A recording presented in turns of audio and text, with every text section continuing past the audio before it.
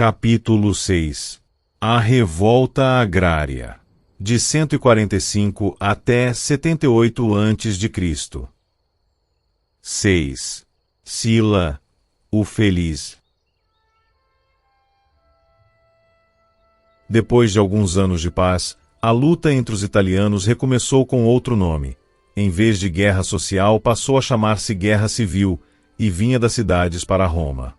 Lúcio Cornélio Sila fora escolhido como um dos cônsules e assumirá o comando do exército em preparo para a luta contra Mitrídates, rei do Ponto. Sulpício Rufo, tribuno, não querendo ver no comando um conservador como Sila, persuadiu a Assembleia a entregar o exército a Mário, o qual, a despeito da gordura e de seus 69 anos, ainda revelava ambições militares. Sila não quis que um comando de longo tempo desejado lhe escapasse das mãos em virtude do capricho de uma assembleia manipulada por um demagogo bem-falante, e vendido, ele estava certo disso, aos homens de negócio partidários de Mário. E, voando para Nola, convenceu o exército a apoiá-lo e marchou contra Roma. Sila foi uma criatura única, nas origens, no caráter, no destino. De nascimento pobre, tornou-se o defensor da aristocracia, do mesmo modo que os Gracos, Druso, César, todos nobres, tornaram-se os líderes da pobreza. Sila vingou-se de a vida tê-lo feito ao mesmo tempo aristocrata e sem vintém. Ao ver-se rico, entregou-se ao regabofe sem conta nem medida. Era antipático, olhos azuis numa cara branca sarapintada de manchas vermelhas, como uma mora espirrada de farinha. Sua educação desmentia as aparências. Forte no grego e na literatura latina, distinguia-se como colecionador de objetos de arte, em regra obtidos por meios militares, tinha as obras de Aristóteles como parte dos mais ricos despojos trazidos de Atenas e ainda achava tempo, entre guerra e revolução, para escrever suas memórias, tão desnorteadoras para a posteridade. Companheiro alegre e amigo generoso, devoto do vinho, das mulheres, das batalhas e do canto, vivia ostentosamente, diz Salustio, mas sem deixar que o prazer interferisse em seus deveres, salvo como esposo, cuja conduta podia ser mais honrosa se lhe abriu caminho depressa, sobretudo no exército, o seu melhor instrumento.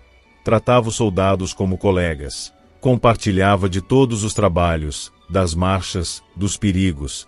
Seu máximo esforço era não deixar que ninguém o excedesse em sabedoria ou bravura. Não acreditava nos deuses, embora fosse muito supersticioso. O mais realista e insensível dos romanos, com a imaginação e os sentimentos sempre controlados pelo cérebro.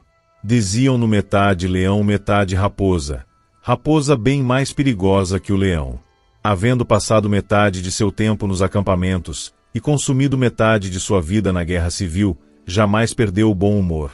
Enfeitava suas brutalidades com epigramas, enchia Roma com seu riso, fez centenas de milhares de inimigos, realizou tudo quanto desejou e morreu na cama. Semelhante homem parecia quimicamente composto das virtudes e vícios necessários para dominar a revolução na Itália e vencer Mitrídates no exterior. Seus 35.000 homens bem treinados facilmente bateram o exército que Mário improvisou em Roma. Vendo negra a situação, este general fugiu para a África, enquanto Sulpício era morto, traído por seu próprio criado. Sila fez pendurar a cabeça desse tribuno na tribuna onde ele brilhava, e depois de recompensar o criado em paga de seu serviço, mandou matá-lo em castigo da traição. Enquanto seus soldados dominavam o fórum, decretou que dali por diante medida nenhuma fosse apresentada à Assembleia sem a aprovação do Senado, e que a ordem da votação fosse como na Constituição serviana, que dava prioridade e vantagem às classes altas. E fazendo-se nomear procônsul e permitindo que Cneo Otávio e Cornélio Sina fossem eleitos cônsules, 87, marchou ao encontro de Mitrídates, o Grande. Mal havia Sila deixado a Itália, e rompeu a luta entre os plebeus populares e os optimates, patrícios e equestres. Os conservadores de Otávio lutaram no fórum com os seguidores de Sina, e em um dia foram mortos 10.000 homens. Venceu Otávio. Sina em fuga foi organizar a revolta nas cidades vizinhas. Depois de passar um inverno oculto, Mário retornou à Itália, proclamou a liberdade dos escravos e chefiou uma força de 6.000 homens contra Otávio em Roma. Os rebeldes venceram, mataram milhares de adversários, Enfeitaram as tribunas com cabeças de senadores e percorreram as ruas com as dos nobres espetadas em paus, estabelecendo a moda para futuras revoluções. Calmamente Otávio recebeu a morte nas vestes oficiais, sentado em sua cadeira tribunícia. A carnificina durou 5 dias e 5 noites, e o terror 1 ano. O tribunal revolucionário intimava os patrícios, condenava os que se tinham oposto a Mário e confiscava-lhes as propriedades. Um aceno de Mário bastava para remeter um homem à morte. Todos os amigos de Sila foram destruídos e tiveram seus haveres confiscados. Deposto do comando, foi Sila declarado inimigo público. Aos mortos recusava enterro, deixavam-nos nas ruas para que os cães e as aves os comessem. E os escravos libertados entraram a saquear, a violar, a matar indiscriminadamente, até que Sila encurralou 4.000 deles e fez que os soldados gauleses os destruíssem a todos. Sina era cônsul pela 2ª vez, 86, e Mário pela 6ª. Dias depois de seu novo termo, Mário veio a falecer, aos 71 anos, gasto de trabalhos e violências. Valério Flaco, eleito em substituição, fez aprovar uma lei cancelando 75% de todas as dívidas e partiu para o Oriente com 12.000 homens a fim de efetivar a deposição de Sila. Onipotente em Roma, Sina transformou a república em ditadura, fez as nomeações para os cargos principais e a si próprio se elegeu cônsul por 4 anos. Quando Flaco deixou Roma, Sila estava assediando Atenas, que se juntara à revolta de Mitrídates. Nada recebendo do Senado para o pagamento das tropas, financiou a campanha com a pilhagem dos templos e tesourarias de Olímpia, Epidauro e Delfos. Em março de 86, seus soldados romperam as muralhas de Atenas, invadiram-na, vingaram-se da longa resistência em um desabafo de chacina e saque. Diz Plutarco que não havia contar os mortos. O sangue corria pelas ruas até aos subúrbios. Sila afinal pôs termo ao massacre, generosamente observando que por amor dos mortos perdoava aos vivos. Descansou suas tropas ao norte, bateu um exército inimigo em Queroneia e em Orcomeno, perseguiu através do Helesponto até a Ásia e preparou-se para enfrentar as principais forças do rei do Ponto. Nesse entremeio, Flaco entra na Ásia à frente de suas legiões e intima-o a entregar o comando. Mas Sila convence-o a deixá-lo completar a campanha. Logo depois Flaco é morto por Fímbria, seu lugar-tenente, o qual assume o comando e avança contra Sila. Defrontado por aquela emergência, Sila assina com Mitrídates, 85, um acordo em que o rei do Ponto se comprometia a abandonar todas as conquistas feitas na guerra, a entregar a Roma 80 galeras e a pagar uma indenização de 2.000 talentos. Em seguida volta-se contra Fímbria e o empurra para Lídia. Aí os soldados de Fímbria o abandonam e aderem a Sila. Fímbria suicida-se. Senhor agora da Grécia Oriental, Sila impõe às cidades revoltadas da Jônia uma indenização de 20.000 talentos, além da agravação das taxas. Embarca com o exército para a Grécia, marcha para Patras e chega a Brundísio em 83. Sina tenta detê-lo, mas é morto pelas suas tropas.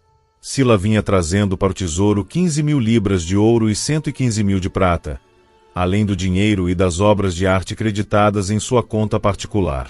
Mas os chefes populares ainda no poder em Roma, continuando a tê-lo como inimigo público, denunciaram o tratado com Mitrídates como humilhante para Roma. Relutantemente levou Sila seus 40.000 homens às portas de Roma. Muitos aristocratas vieram juntar-se-lhe. Um deles, Cneu Pompeu, veio à testa de uma legião inteiramente formada de clientes e amigos de seu pai. O filho de Mário saiu com o exército a enfrentar Sila e foi batido, fugindo para Preneste depois de enviar ao pretor dos populares instruções para a chacina dos principais patrícios ainda existentes na cidade. O pretor convocou o Senado, e os homens marcados foram mortos em suas cadeiras ou na fuga. Depois disso, as forças democráticas evacuaram Roma, deixando que Sila entrasse sem embaraço. Entre mentes, um exército samnita de 100.000 homens veio do sul e juntou-se aos remanescentes democráticos. Saiu-lhe Sila ao encontro e com seus 50.000 homens obteve uma das mais sangrentas vitórias dos tempos antigos. Sila deu ordem para a morte a flechadas de 8.000 prisioneiros, alegando que mortos eles causariam menos perturbações do que vivos. As cabeças dos generais capturados foram espetadas nos muros de Preneste, onde o último exército democrático estava sitiado. Preneste caiu. O jovem Mário suicidou-se e teve sua cabeça pendurada no fórum, processo tão frequente que se tornará constitucional. Sila não teve dificuldade em induzir o Senado a fazê-lo ditador. E logo em seguida deu a público uma lista de proscrições com 40 senadores e 2.600 homens de negócio condenados à morte. Eram os que haviam dado apoio a Mário e adquirido as propriedades dos senadores mortos sob o regime radical.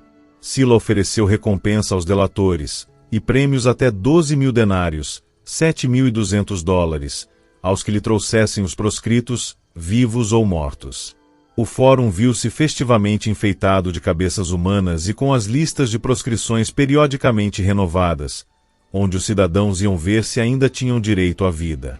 Os massacres, os exílios e confiscos levaram o terror de Roma às províncias, por toda parte perseguindo os seguidores de Mário. Umas 4.700 pessoas pereceram vítimas desse terror aristocrático. Homens eram chacinados nos braços de suas mulheres, diz Plutarco, filhos nos braços das mães. Muitos que se tinham conservado neutros foram proscritos, exilados ou mesmo mortos. Sila, diziam, necessitava dos dinheiros desses homens para benefício de suas tropas, seus amigos e seus prazeres. A propriedade confiscada era vendida a quem mais desse ou aos favoritos de Sila, tornando-se a base de muitas fortunas, como a de Crasso e Catilina. Usando seus poderes de ditador, Sila emitiu uma série de editos, as leis cornelianas, com as quais pretendia estabelecer permanentemente uma constituição aristocrática. Para substituir os cidadãos mortos, deu a cidadania a muitos espanhóis e celtas e alguns antigos escravos. Enfraqueceu as assembleias com o acréscimo desses novos membros e também com a determinação de que matéria nenhuma lhe podia ser apresentada sem o consentimento do Senado. Para deter a constante entrada de italianos pobres em Roma, suspendeu a distribuição pública de trigo, e ao mesmo tempo aliviou o congestionamento da capital com a distribuição de terras a 120.000 veteranos. Para evitar a reeleição dos cônsules, o que era de fato uma ditadura, Sila insistiu na velha exigência do intervalo de 10 anos para uma reeleição, e baixou o prestígio do tribunato com a limitação do direito de veto, além de tornar os estribunos inelegíveis para qualquer alto cargo. Também restituiu aos senadores o privilégio do júri e substituiu a cobrança de taxas pelos publicanos por diretos pagamentos das províncias ao tesouro. Reorganizou as cortes de justiça, aumentando-lhes o número para apressar os julgamentos, e cuidadosamente lhes especificou as funções e a jurisdição. Todos os privilégios do Senado anterior aos Gracos foram restabelecidos, porque Sila se convencera de que só a monarquia ou uma aristocracia era capaz de bem administrar o império.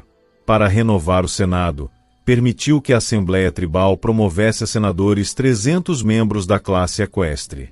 Por fim, querendo demonstrar plena confiança na reforma feita, desmobilizou suas legiões e decretou a proibição de qualquer exército na Itália.